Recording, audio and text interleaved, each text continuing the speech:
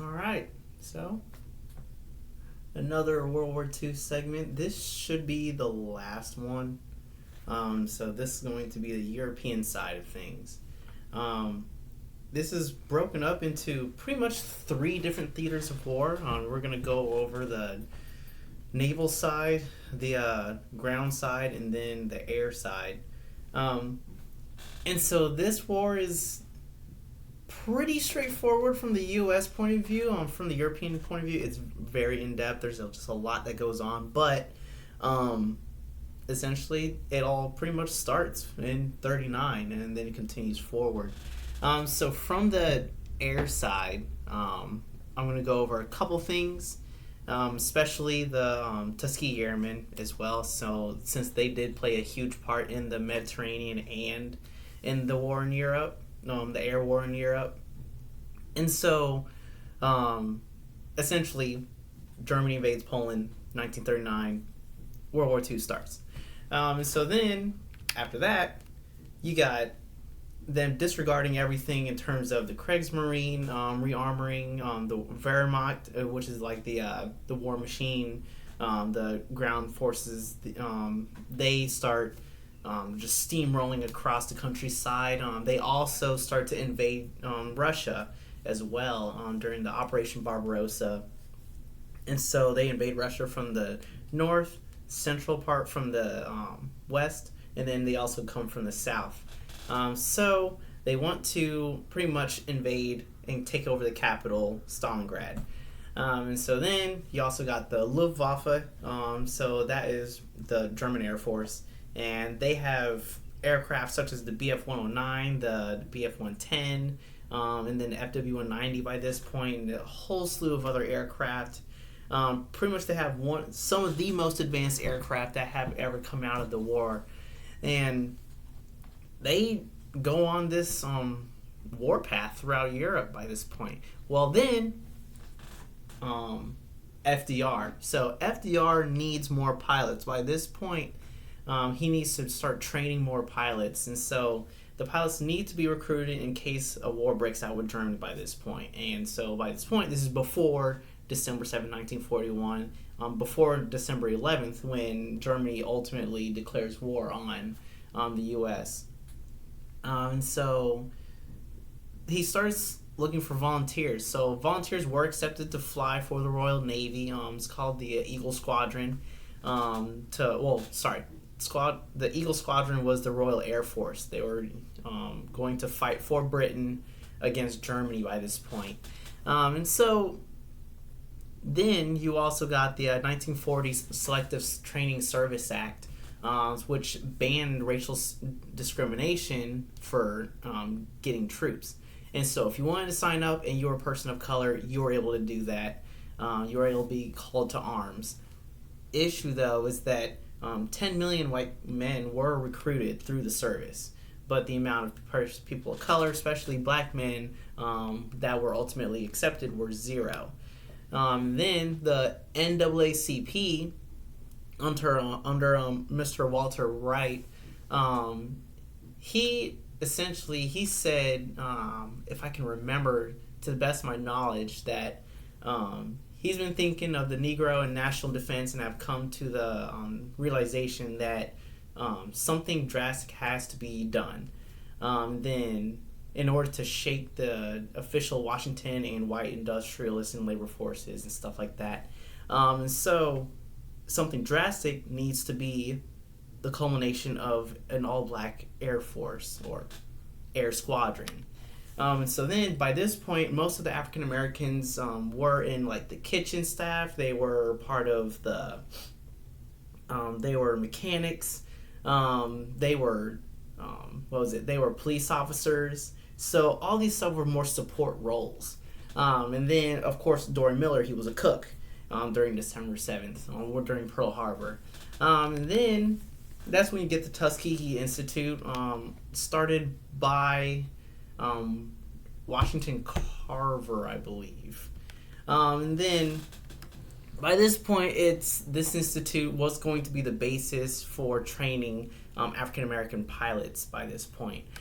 So then you get March 1942. So by this point, September 3rd of 1939, that's when the Battle of the Atlantic happens.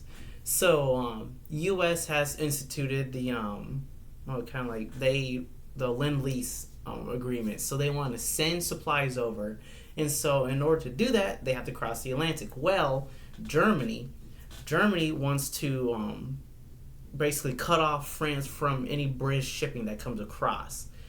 So then that means the Kriegsmarine has to introduce a new system of attack. They can't just go out willy-nilly and start attacking ships left and right with their own warships. That do something a little bit better, which is now the U-boat. So then they created the Wolf Pack. So basically these 2, maybe 3 U-boats will go out as a group, sink as many Allied shipping as they can, and then just come right back. At the same time, now after the bombing of Berlin by the RAF, 8 flak towers, I think they're called flak terms. Then I can spell it for you. Flak terms. So these were giant flak towers, which are still around today. So you could probably see them. There's 3 in some of them have been knocked down, but at first there was 3 in Berlin, 3 in Vienna, and 2 in Hamburg. And so these flag towers were to prevent against any Allied bombing because of, Britain's just right across the water. And so to protect that, they built these flag towers. And so then,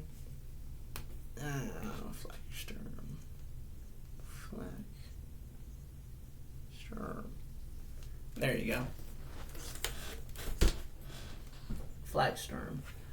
So there were these giant towers that you could probably look up pictures of, and so those were to protect cities against any Allied bombing.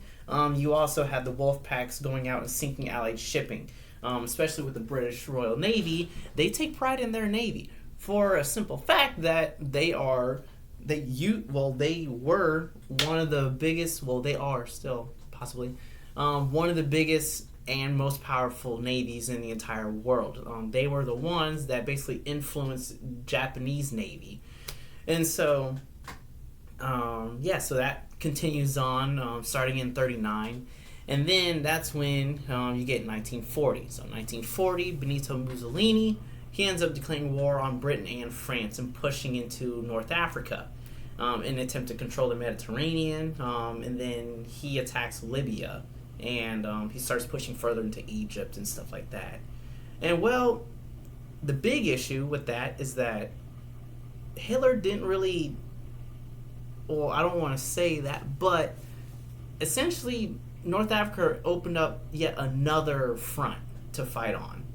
And so Hitler's relying on the fact that if Mussolini ends up capturing Africa, cool. That's fine. But issue though is that now Mussolini has to go up against the Western Desert Forces, made up of Africans, British, all these other countries, and so for India, by chance, 40,000 of them ended up confronting them under General Sir Archibald Wavell, and so Lieutenant General Richard O'Connor, he outflanked them. So he came around the back, and then the Italians got driven back to Libya, and then up to 9 Italian divisions were taken out. About 130,000 Italian men became POWs, and so so now that's an issue. So now Italy's like, yo, Germany, I need help. So now Germany has to open a second front into a third front into North Africa. So now he's trying to push the French. He's also trying to help out Italy in North Africa. Now he's going to also have to push out into Russia. So now Germany's fighting all over the place. And so by this time, still in the middle of the Battle of the Atlantic, you got the Lend-Lease Act, and so by then, in order to supply Britain, FDR's like, hey, give us some of your ports. In exchange, we will give you U.S. ships as protection. So then, by doing so. So this is about 1941 now. This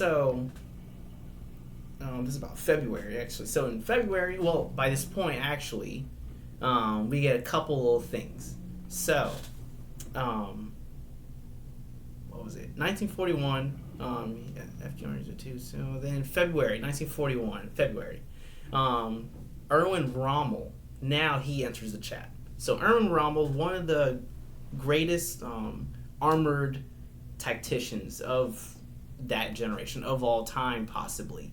And so he comes in, lands in Tripoli, with the Panzer Mk3 and Mk4, basically just your kind of smaller tanks. And then he succeeds in driving back the British Desert Force due to armored and infantry kind of inability to work together under the British forces. And so the British ended up losing Tobruk, and then they are pushed back into East Egypt by this point. So then the summer of 1941, that's when you get the German cruiser Prince Eugene, and the battleship Bismarck. So they're sailing around the Atlantic, sinking ships. They also engage the battlecruiser, the HMS Hood, and then the battlecruiser, the battleship Prince of Wales, in the Atlantic. So then the Bismarck, they're both firing on each other, but the Bismarck, so HMS Hood and Prince of Wales, they were radioed to know that the Bismarck was, I believe, in the back behind Prince Eugene. Well, the issue though is that Prince Eugene and Bismarck switch places, so the Bismarck's actually in front. So then, when the Hood and Prince of Wales sight them both, they get fixated on the rear. They think the Prince Eugene is the battleship, but that's actually the cruiser. And so Bismarck has a free reign of fire. So Bismarck starts firing on the Hood, HMS Hood, and it hits a magazine storage. Direct hit, Hood goes up in flames, actually explodes. So now, the HMS Hood is actually like the basically the shining knight of Britain. So it was the battleship, kind of like how the USS Missouri is to the US, essentially. And so when word gets back that the Hood was sunk by the Bismarck, Winston Churchill, he just sees red. So Churchill starts like typing up. He's just like, sink the Bismarck. He starts radioing everyone. He sends out the whole entire British fleet to find this ship and sink it. And so a RAF PBY Catalina, basically like a reconnaissance, it stands for patrol bomber. And so it gets sent out. They locate the Bismarck, and so they radio back saying, hey, here's the location of the Bismarck. It's still sailing. So then this PBY actually was also piloted by a British pilot and an American pilot, actually. So then these swordfish, they fly in. So they're biplane torpedo aircraft. So then they go in, they find the Bismarck. They start dropping torpedoes left and right. The Bismarck's firing at them. They're firing up to 1,000 rounds per minute. And so they finally get land a torpedo hit on the Bismarck. Damages the rudder. It can't turn. It literally just starts going in a circle because that's all it can do. So then, just a day after that, though, the Royal Navy figures out where it's at. So then the Royal Navy sends out battleships, the King George V and the Rodney, cruiser Dorsetshire as well, and then along with a bunch of other aircraft as well. And so there's a 2-hour battle that happens with this ship, and ultimately the Bismarck is sunk after a hail of gunfire. The torpedo is shot from Dorsetshire and hits the Bismarck, and then the Bismarck ends up sinking. And guess how many people end up surviving? 100. 2,100 Germans end up going down with the ship out of a crew of 2,200. And then over time, because of this whole Battle of the Atlantic is going on by this time, German fuel supplies start running low. You got they start retreating in North Africa from Tobruk, December 7th, 1941. Actually, that's when they start retreating. Then by January of 1942, Rommel starts gaining a little bit more success. He starts pushing back beyond Benghazi and Gazala. And then he ended up retaking Tobruk as well, and then pushed the British back into Egypt as well. So then that's when you get to the first Battle of El Alamein. So this is where, under Lieutenant General Bernard Montgomery, he was widely considered one of the greatest military leaders of all time. He focused mainly on just supplies. Like, if you supply the army and drill them, they will be one of the best armies in the world. And he was right. So, under a 600-gun barrage, he broke through Rommel's line, and he pushed the Germans and Italians back as well. And then Germany from this point ends up they're on the defensive, and then Germany now focuses on U.S. ships and the U.S. Coastal line sinking ships. So now that's when you get a bunch of the U-boats sinking ships off of the Carolinas, coast of the Carolinas, North Carolina to be specific. Then you also get, just a couple days later, that's when Germany's like, you know what, all bets are off. We're gonna now go to war with the U.S. So then that's when you get this. So March 1942, that's where you get, that's when you get Charles Alfred Chief Anderson. And so he was one of the first class of the Tuskegee Airmen to come out of the Tuskegee Institute. And then he became, to graduate from there. And then he became the main instructor going into the Tuskegee Airmen. And then Benjamin O. Davis Jr., he's another notable figure as well. And so then, continuing on as well, that's when you get, we're going to pause there though. So things are going to start getting hairy. Bear with me, because there's so much that's going on. So then, in the Atlantic, you got the U.S. ends up breaking the German code, and then they have a better use of radar and increased ship production, as well as anti-sub tactics. They have constant air power surveying the Atlantic. They have depth charges that happen whenever aircraft drop bombs. Those bombs now act as depth charges. The U-boats cannot stay hidden for long anymore. And so now, under, I believe, Nimitz starts focusing on these task forces now defending all these shipments of ships that come across into contested waters. So now you got this whole funnel. And so then, as the U-boats start becoming more and more costly, as Germany starts losing more and more resources, the amount of area that these U-boats are covering starts becoming smaller and smaller and smaller, to the point where now, here's where it happens. So now you got U.S.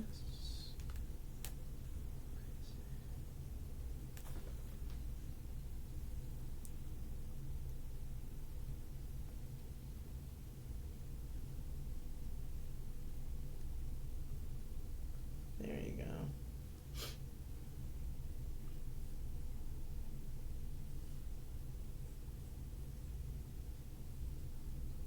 So now you got the British and the U.S. attacking from both sides, and then U.S.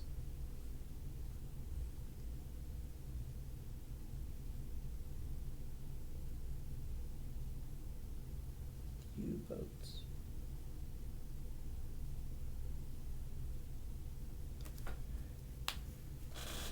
So now they're all sandwiched in.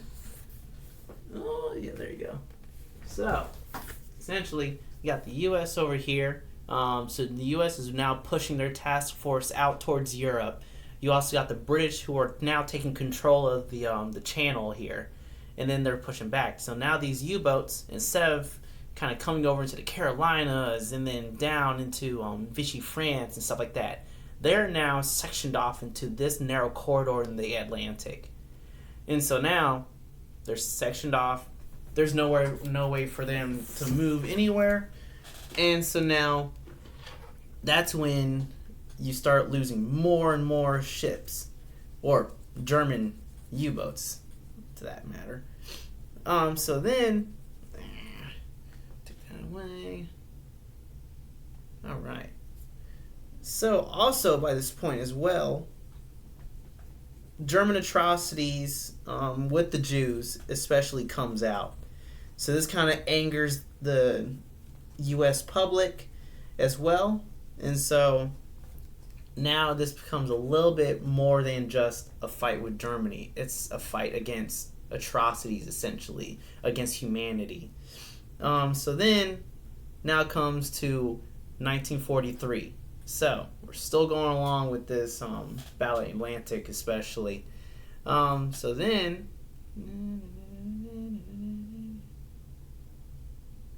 Yeah. So then, back in... back in North Africa, you get...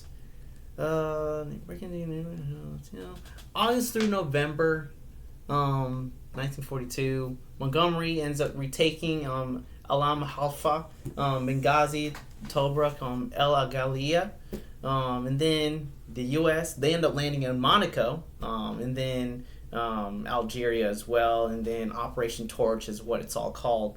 And this is led by Dwight D. Eisenhower at this point. And so the Africa Corps under Germany, they try to hold out against the Allied powers, and then at Tunisia, that's what it is. And so by the 17th of 1942, that's when this whole thing about the atrocities comes out against the Jewish people. And then that spring as well, North Africa, that's when the 33rd Fighter Group goes in. That is the Tuskegee Airmen, well, at the time. So that's their first kind of baptism by fire, essentially. And so by this time, there's some general opinion about them. Typically not good, especially because of the color of their skin. So these reviews comes out about the Tuskegee Airmen before they can even enter battle. So another one that I found by Colonel Moimer, he has been told, well, he says the unit has shown a lack of aggression, lack of fighting spirit. They are not fit for a well-organized fighter squadron, is his opinion, that they are not of the fighting caliber of any squadron in any group, bar none. So, that's essentially what the opinion is with him. And so then, the fighter group is split up between the 99th Fighter Squadron, the 100th, 301st, and 302nd Fighter Squadron. They are tasked with anything in terms of ground attack, and then they will end up becoming bomber squad, or bomber, bomber escorts. And so, up to that point, though, they do a lot of ground attack on railways, kind of disrupting the logistics or strategic areas of Germany. And so kind of like ground attack missions, and then they also engage in some air-to-air combat as well. And so Lieutenant Charles B. Hall, he ends up getting in a fight with a couple of FW-190s, which is Germany's premier fighter plane at the time. And so Hall, he's flying P-40. So then that's when he ultimately gets the kill off of a couple FW-190s, and then he comes back being the first African American to shoot down an aircraft during World War II. And then you also, by this point, they also end up switching over from the P-40 to the P-51, which we all know is red tails. They start painting the red tail just to make them stand out a little bit more, so they're easily recognizable. And so the running gag is that when they wanted to paint their aircraft, the only paint that was left in the hangar was red, and so they used red, and then that became synonymous with them. So now that's when we get to the 8th Air Force. So the 8th Air Force, by this time, they're conducting bombing missions and raids on Germany. So this is where things kind of get kind of squirrely. And so March 7th, the U.S. and British Army, they link together and jointly strike the German and Italians and end up sieging Tunisia and blocking supplies to the Axis. So basically, by the 20th, 250,000 Germans and Italians surrender. North Africa is officially taken over.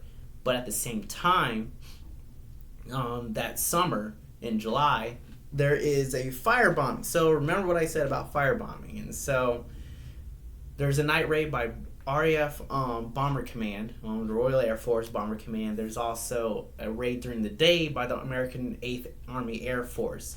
If you've seen Masters of the Air, that's essentially what it is. Go ahead, watch that series. Great series. And so they bombed the city of Hamburg. So these, first initially, they drop percussion bombs. So basically, these bombs that will destroy the foundation. Then that's when they drop incendiaries. Incendiaries are these smaller bombs that would drop inside of whatever was smashed, and then they would light on fire. And so this caused a giant storm of fire, and so there's like 1,500 foot high flames, 150 mile per hour winds. You literally have people getting sucked up from the ground. Their boots are melting to, or their shoes are melting to the street because the temperature reaches over 1,300 degrees Fahrenheit. And so there's also one instance of people going into these bunkers that are made of, basically, there's metal. And so they're literally cooked alive in there. So by the time the bombing is over and then people go to find these people in these bunkers, they're literally melted because of how hot it gets. And so the wind out of their lungs are completely sucked out of their system as well. So it's horrible stuff. And so ultimately this attack kills about 20,000 people. And so the targets over time, this is kind of where things get hairy because Bomber Command, they end up going from more of a strategic military target mindset to mainly an area bombing mindset. So strategic bombing is when they focus on one primary objective, which is, like military installations and stuff to disrupt the logistics.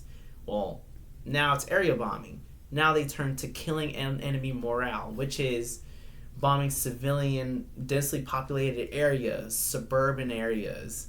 And so it didn't become about taking out the military. It became taking out the German people now.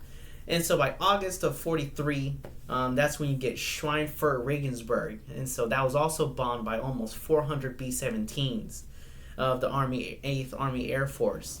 And about 203 civilians were killed. About 50% of the bombers were damaged, though, or shot down by BF-109s, 110s, and the FW-190s. Also, kind of like a sidetrack. And then because Willie Messerschmitt took over the company, oh gosh, I forgot. By Bayard. Oh well. So besides that, he took over the company that manufactured the BF-109s, and that's why later on you start seeing the term ME-109. So if you look up BF-109 versus ME-109, it's the same aircraft. It's just the company's owner kind of switched. And so if you're referring to the BF-109, I believe, to my best of my knowledge, you're referring to the earlier versions. We're referring to the ME-109. That's more so a later version. And so it just kind of goes hand in hand. Depends on the person you talk to. Some people could do BF-109 throughout the whole war. Other people do ME-109 throughout the whole war. It doesn't matter. Same aircraft, essentially. It's just kind of a small little tidbit here and there. And so then, by this time, also, U.S. ship production also skyrockets. And so this now upsets the Kriegsmarine's losses. So then, by this time, the U.S. is making pretty much 3 ships a day. And so they're cranking them out left and right. And then by the end of I think by the end of 1942, the Major General Karl Donitz, he orders the halt on all production of U-boats because he's losing so much. He loses about 800 U-boats within 1 month. That's more than what he lost in all of 1941. And so he is not having a good time. Then by 43, Rommel, who is now commander of the Army Group B in France, he escapes North Africa. And so now he's back in France leading the construction of the French coastal defenses, including like minefield barriers, machine gun pillboxes, artillery bunkers, stuff like that, because they're under the assumption that if the Allies were to invade, then they're going to come after or come through France. So then, oh, my laundry's going, by the way, sorry. So then that's when you get the Tehran Conference. Stalin, Churchill, Roosevelt, and they all meet. And so then Stalin, he wants the Allies to invade France and create a war on two fronts. So at this time, you got Germany right in the middle. So Germany, man, it's so loud. You got Russia over here. So then you also got the British over here coming through North Africa. So then you also got the U.S. and French. So this is what they want Germany to be like. Alright. So that's what they're going to do. So they're going to have Germany right in the middle, and then also they're going to have Russia over here coming in from the east. They got the U.S. coming in from the west. And then you got the British occupying North African territories down below in the south. So now they all agree. Now the plans were to now invade France at Normandy. And that's in January of 44. So Dwight D. Eisenhower, he's made now Supreme Allied Commander of all the Allied landing forces. And then at Slapton Sands, they they start doing these exercises. And so after that, just to prepare, they start dropping supplies and weapons to the French resistance groups, because in time, they now know that something's coming. The Allies are coming. And then now there comes out with the Ghost Army. So the Ghost Army were these like inflatable tanks and installations, facilities. So they placed them all around France. And so they start moving them around. And just to make the German reconnaissance aircraft think that, hey, there's Allied armies moving right now. Something's going on. Something's going down. We need to start moving our troops.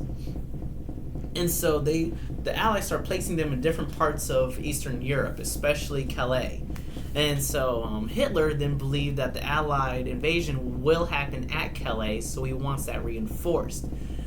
Hitler, he also then believed that there couldn't be an assault on Pointe du Hoc because of the sheer cliffs that are right there. The only way that there can be an assault is by air, as the cliffs are too big, so they can't do anything by sea. Little does he know. And so then by February of 44, you get Bomber Command and the U.S. 8th Air Force. They continue conducting bombings on the German cities, and then the German Luftwaffe, they try their best to shoot them all down. So then over time, you will start to see, so bombers have the highest mortality rate of the war, about 75% casualty rate. And so by the end of the war, only a handful of bombers actually make it 25 missions and then back to the U.S. By the end of the war. And so there's so many bombers, though, that the Luftwaffe just literally cannot keep up. And so due to like pilot deaths, lack of training, and then lack of resources. So there's so many good pilots that end up passing away. throughout this whole process, or this whole conflict, that by the time 1944 comes around, Germany has no fuel reserves, no oil. They're running low on oil reserves as well.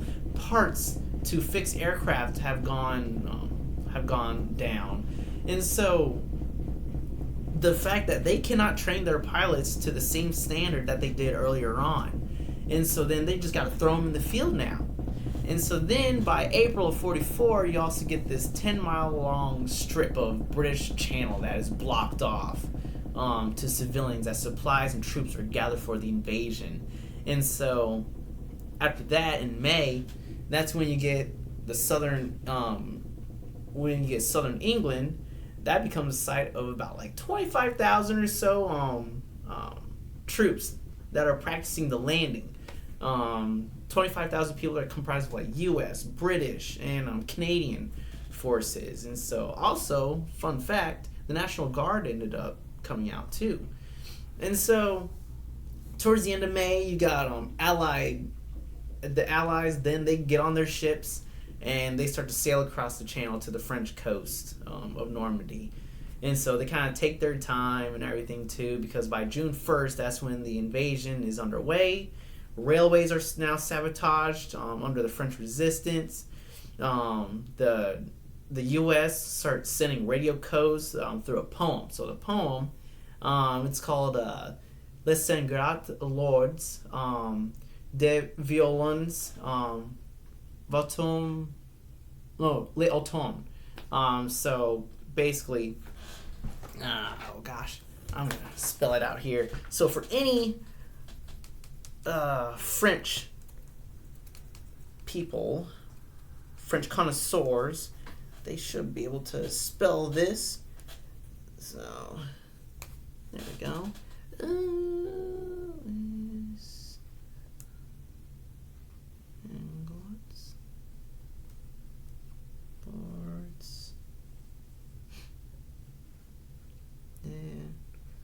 Violons.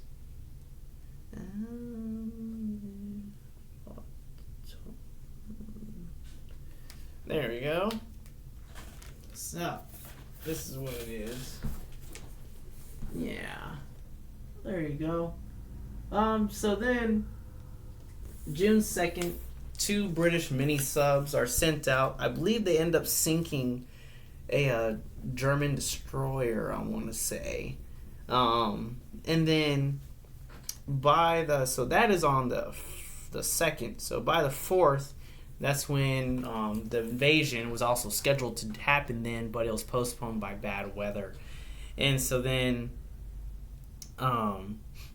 also the shore bombardment, that was supposed to go underway by warships, which will leave ports at Belfast, Clyde, and Scapa Flow.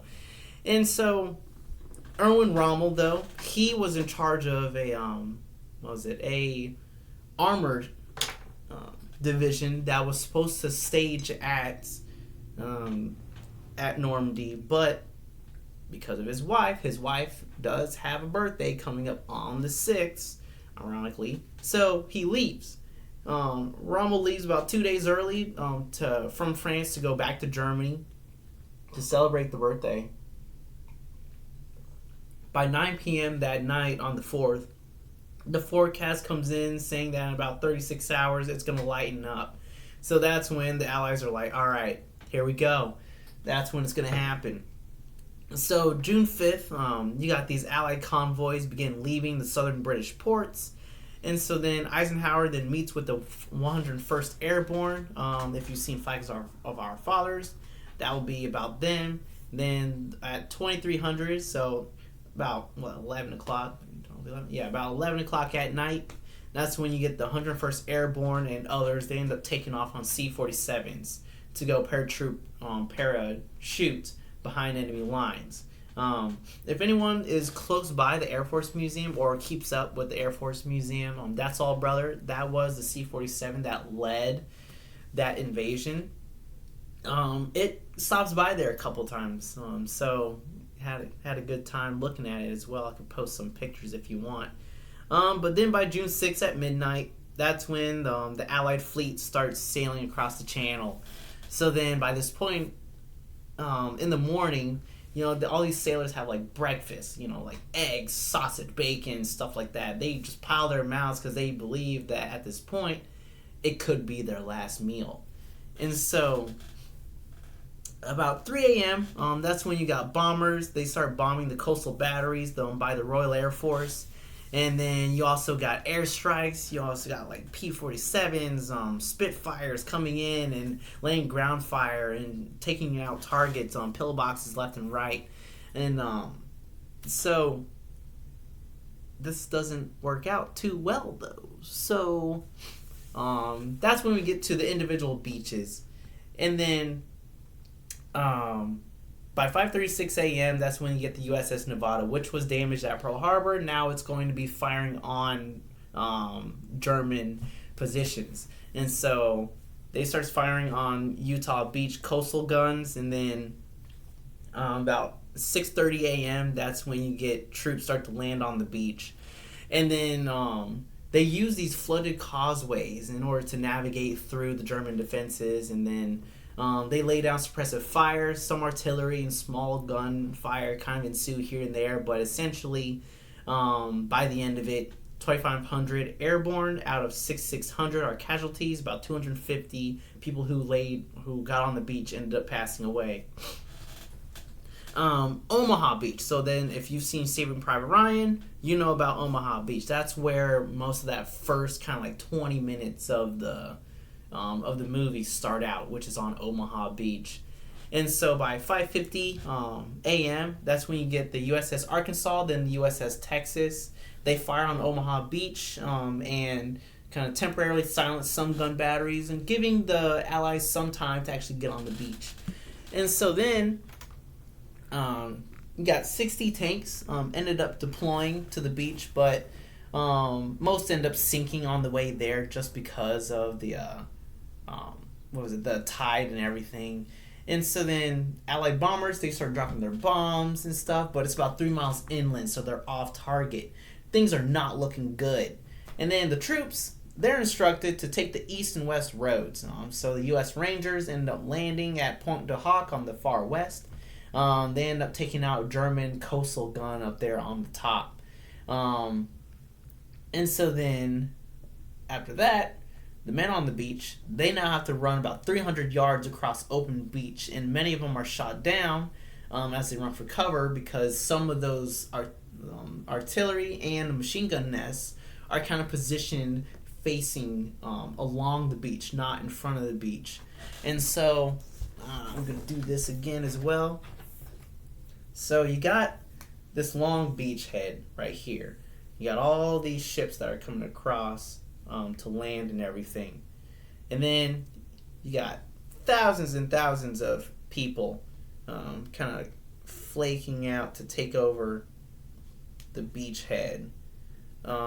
Issue, though, is that...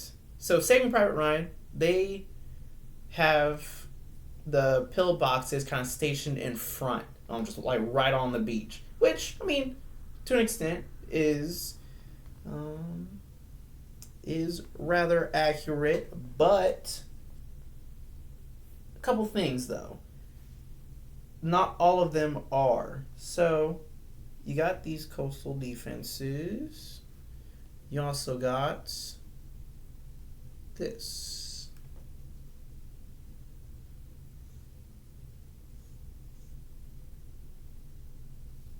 There you go.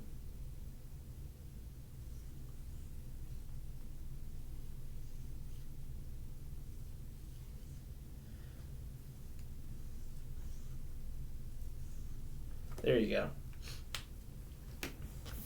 So, you get these defenses that are trained not only facing the soldiers, but also on the side, so they can shoot out and down the beach. So that's what happens. As these soldiers are running across the beach, you have these pillboxes that are firing along the beach. So you're literally firing as the soldiers are running in front of the bullets, essentially. So this happens throughout the whole entire morning. Between like 8 and 9 a.m., the U.S. is still stuck under heavy fire on the beachhead. Destroyers come a little bit closer to the inland just so they can help out. The USS Texas comes closer to inland just so it can help out with destroying artillery and gun emplacements.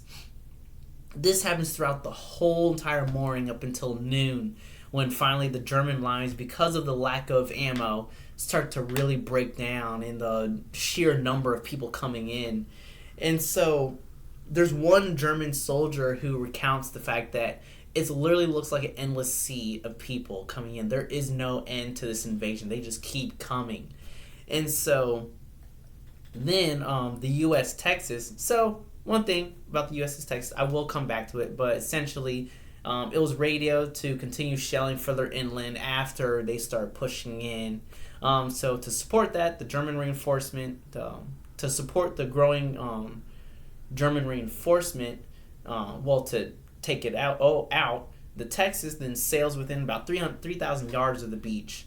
And then it begins destroying these emplacements along the beach. And then by like sniper nests, machine gun pillboxes, emplacements, and then Germans start to retreat inland after that. Point du Hoc, the Rangers, they end up with about 90 casualties out of about 224 men, but you also have the landing casualties, 3,700 casualties. It's a lot. About 777 of them are dead. 539 naval personnel are lost, and about 10 aircraft are lost, with about 1,000 Germans were killed. And so all that in the span of one morning, from the time they got on the beach at 6 a.m. up until noon, 6 hours, 777 people dead. Crazy. 3,700 casualties. Gold Beach. Gold Beach, that was under the British. So the British, that was their landing zone. They were meant to, on Gold Beach, to link Juneau and Omaha Beach together. So at 3:35 a.m., same thing. RAF bombed the coastal batteries. 5:30 a.m., warships begin to bombard Gold Beach as well. But at 7 a.m., U.S. heavy bombers, they start bombing inaccurately due to cloud cover. So they're way off target as well. Between the time that those bombers come through and then about 9 a.m., British soldiers start getting onto the beach, but they sustain heavy casualties because of the same thing. The German fire is trained right on them, right across the beachhead. Eventually, though, they are victorious. They take the beach. So then the British end up attacking the German flank. So then now the British, they end up capturing further along the beach to the west, so they start moving up towards the eastern half of the beach, start taking over German emplacements along as they go. By the end of it, the British casualties amount to about 1,020, with 60 British aircraft and then 20 naval personnel as well. Juneau Mike sector is the west side, so that's what it is. The Canadians, they land. So they land right below a German strong point, though, and they suffer heavy casualties as well. Non-sector, that's where all the tanks land, and then Canadian troops as well. They sustain heavy casualties still. Pillboxes start firing along the beach towards where they land, and then about 8:45 a.m., they're still having trouble clearing out these strong points. 10 a.m. though, that's when the Canadians start reaching about 2 miles inland, and then they continue clearing out villages here and there. So now Canadians, they're good. They're going for it. And then by noon, that's when the tide starts rolling in, though. The traffic jam kind of happens, so you kind of see these pictures of all these ships coming in and troops kind of like all over the place, and ground vehicles and stuff. They're all kind of squished in between these small points on the beach, because now in some parts of the beach, it's now kind of getting flooded because of the tide coming in.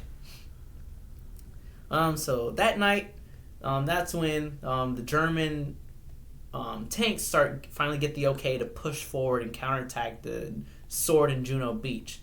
So up until this point, by this point though, Hitler's asleep. So he gets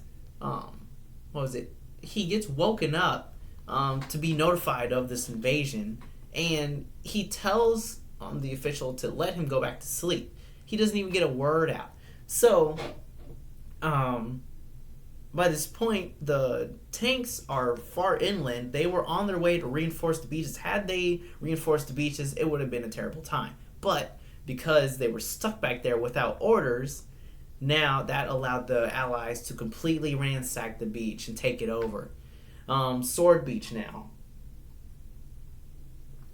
Sword, that was the British as well. They were tasked with taking over Cayenne, which is about 11 miles inland as well. And from that point, same thing, 1 a.m., paratroopers drop. 3,300, that's when the RAF start bombing on targets on Sword Beach. And then after that, yada, yada, yada, that's when 7:25 a.m., the troops land on the beach. This is a narrow front. Germans opened fire and caused so many heavy casualties within the first wave. Completely wiped out almost. And then they also have tanks as well. The tanks are getting taken out left and right.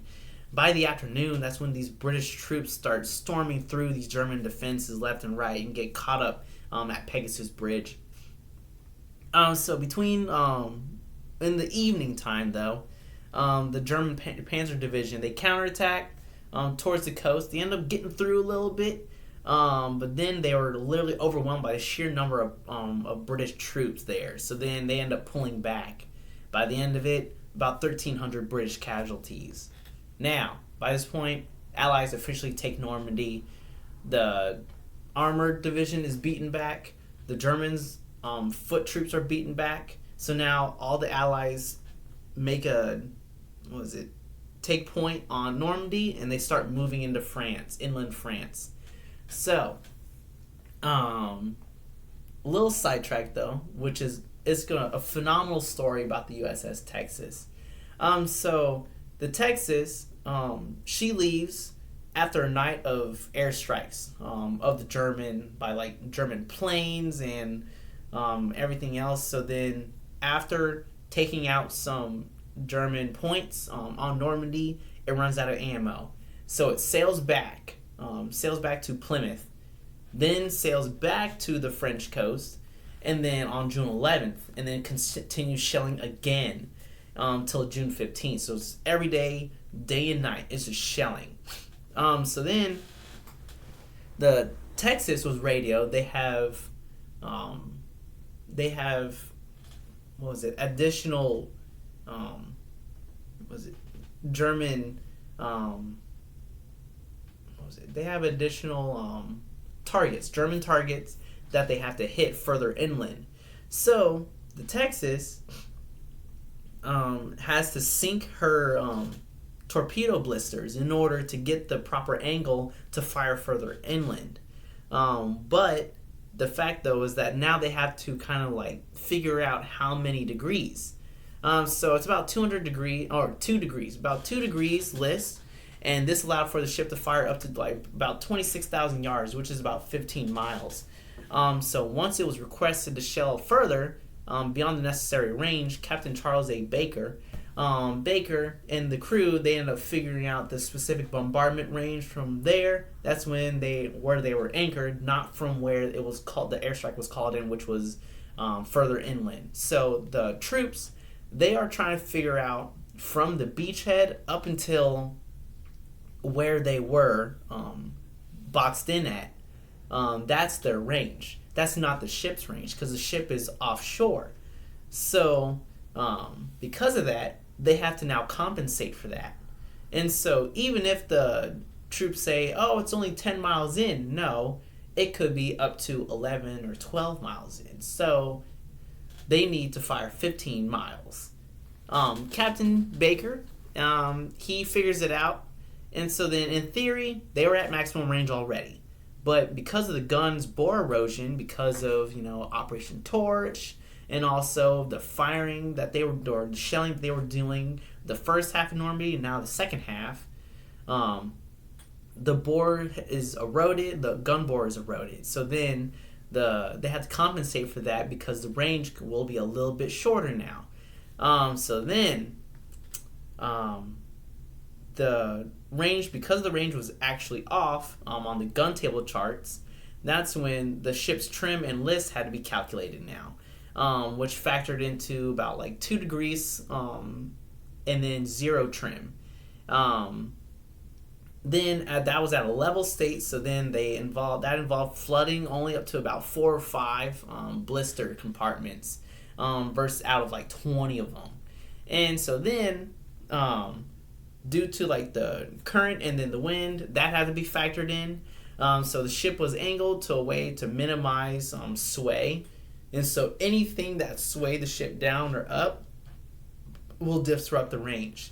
And then after that, at 2 degrees relative to the horizon, the maximum range could then be achieved if the gun angle was at a true 90 degrees. So they had to tilt that gun all the way up.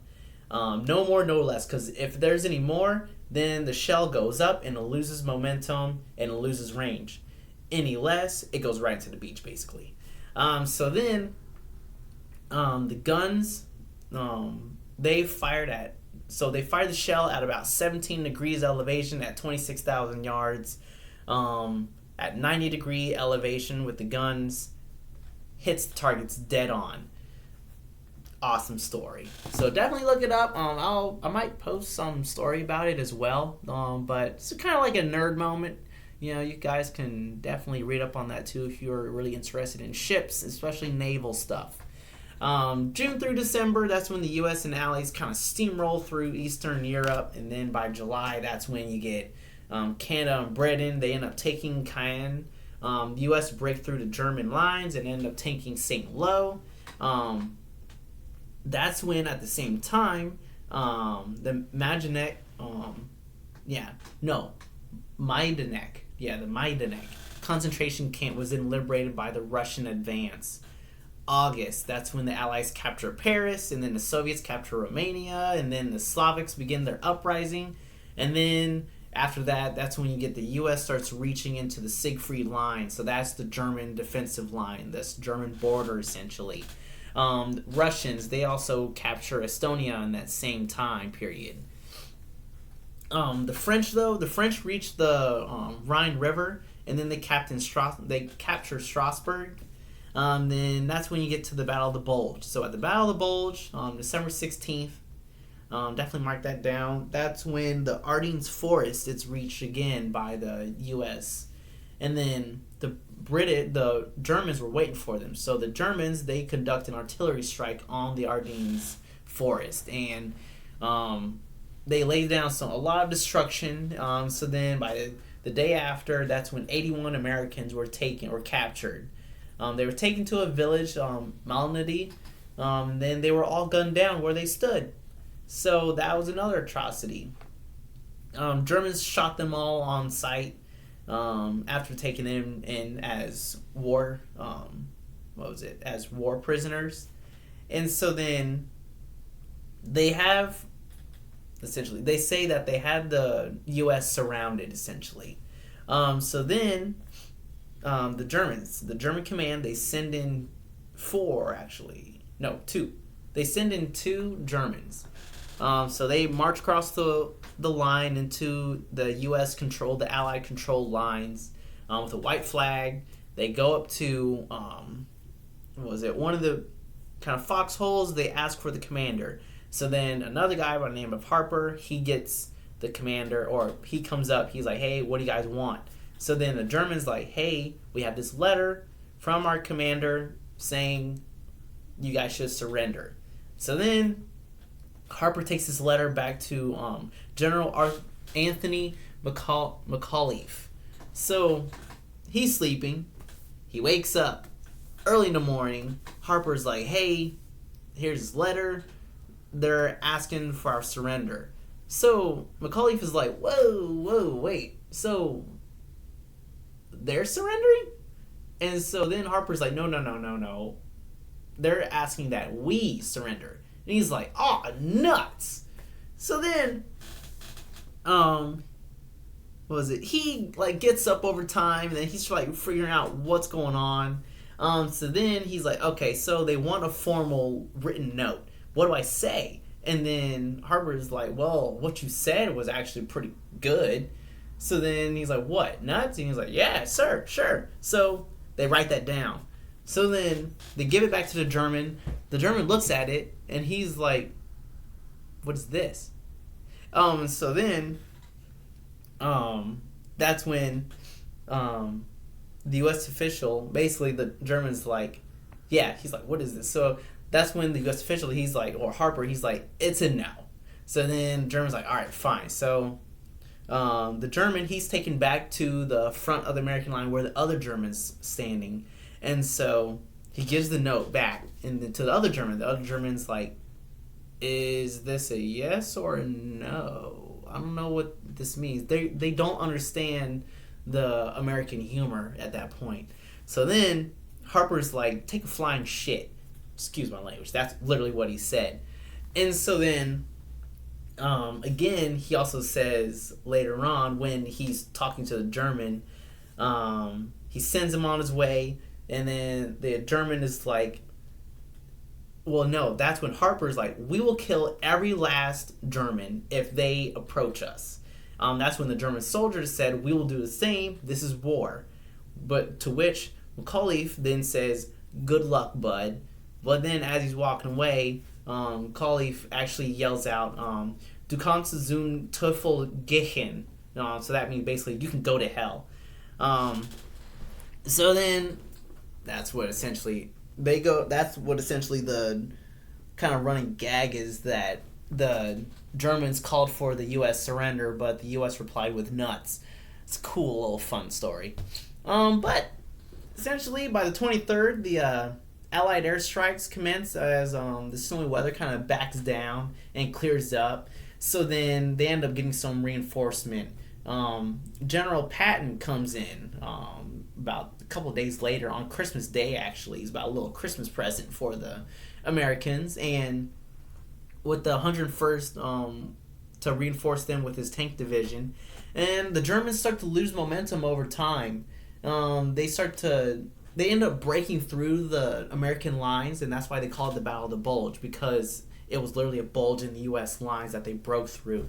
But the U.S. started to break back or push back with their counteroffensives.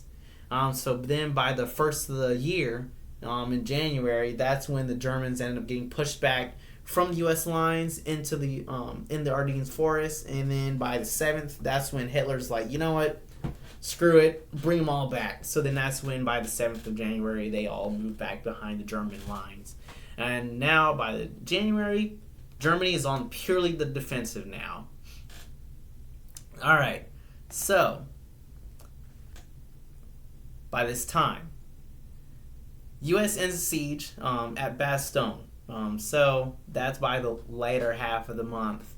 And then Russians, they now push into Budapest. So now it's crunch time now. By 45, the U.S. drives Germany all the way back out of France to the German border. Russians then liberate Auschwitz right at that time. It's a death camp. Then by the 13th of February, right before Valentine's Day, you get the bombing of Dresden. That's another firestorm that happens by Bomber Command and the 8th Army Air Force. And then by this time as well, because they're so far into Germany, German Air Force is starting to lose ground. There's not as many in the airs as well. So now by this point, some of the 8th Army Air Force can now function without any kind of cover. By this time as well, the Tuskegee Airmen have been doing they've been doing bomber escorts up until this point, and so far they have yet to lose a single bomber under their command as well. So they kind of continue on up until closer to the end of the war, but by this time they kind of switch from, because of the lack of Luftwaffe appearance in the air, that's when the Tuskegee Airmen are now separated off into mainly ground attack roles. So now that's when they pick up the P-47 by this point. And so back to it. Dresden, 30,000 casualties. By March, that's when the U.S. stopped short about the Elbe River outside of Berlin. But Russians are at the Or River. So that is to the east. But that's closer to Berlin. Eisenhower believed it would have been a strategic advantage if the Soviets end up taking Berlin, because the British and the Americans, they had to reestablish forces and stuff like that, kind of like regather their bearings. Truman, on the other hand, he wanted to define the demarcation line dividing the U.S. and Soviet boundaries. So then that's why he wanted to stay out of Berlin, because Berlin was a little bit closer to the Soviet boundaries. And so by this time, though, another tragedy happens. And so Germany, because the German civilians now see that, hey, this is not going well. Our armies are being lost. There's no hope. The Russians are on our doorstep. We have seen and heard of mass atrocities, because as the Russians are moving in, they are burning towns to the ground, killing people on sight, raping women and children, stuff like that too. And so it's literally mass chaos. There's this book called Inferno by Max Hastings. If you read that, you would definitely hear about a lot of the atrocities on the Russian side, especially the German and Allied side especially too. And so it's just firsthand accounts where you would literally have like Stukas who are dive bombers, German dive bombers that are coming in and completely bombing. They're bombing school cars full of children. You got Russians that are coming in through tanks and just mowing down crowds of civilians who are just trying to get out of Berlin. So you got, or out of Germany. So you got all these atrocities that are happening, because by this point, it's personal.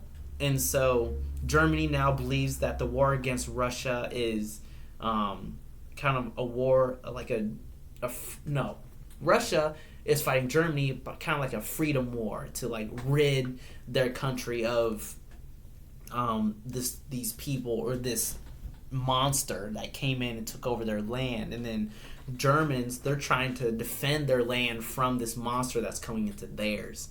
So then about 7,000 suicides in Berlin alone happened within 1 month, or over the course of this last few weeks of the war.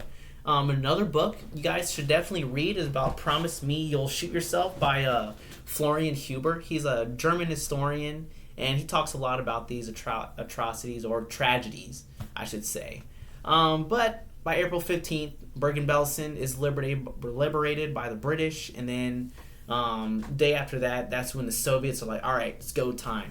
They push into Berlin from the east and the south, completely take it over, because from the south, they can't go anywhere. From the east, can't go anywhere. From the west, that's where the Americans are. So a lot of the Germans who want to surrender, they go west. They try to get onto a U.S. airfield or get caught by U.S. infantry to be taken prisoner, because the U.S. is going to treat them a lot better than the Russians will. And so, after burning and surrounding everything in their path, they section the city off, so the city's not getting any reinforcements. They're not getting any supplies in. The city's literally laid siege.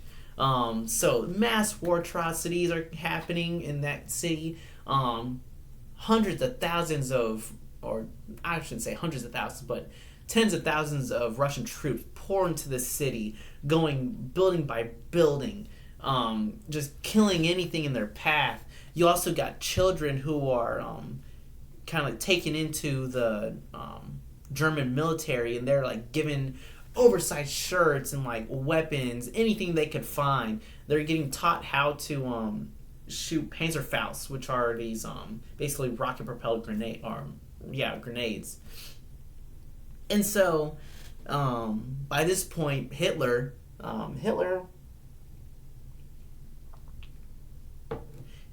starts showing his age a bit. He starts showing his frailty.